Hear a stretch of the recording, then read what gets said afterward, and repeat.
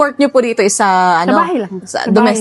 domestic helper. Oh, okay. Since 2010, yun talaga ang trabaho ko. Pag po ba DH or sa sa bahay, as a helper, pag nandiyan po ba yung yung amo nyo is, syempre, given na trabaho kayo, paano po pagka nakabakasyon, ganyan, gaya nung sa sa Okay inyo? lang naman. Dito sa Pero check, maintenance ng bahay, sa inyo po? mas okay dito. Ah. Kasi- So, kahit na anong gawin mo, pag wala sila, okay lang. Walang problema, nakakalabas na ako eh. Hindi na Pero ako yung sa maintenance po ng bahay, scope po ng trabaho ninyo? lahat yan. okay. Oo. Kasi flexible tayong mga Pilipino. Opo. Doon ako pumasa siguro sa word of flexible kasi in-interview niya ako. Kasi hindi ako, sabi niya, wala ka bang questions about holidays, ganyan.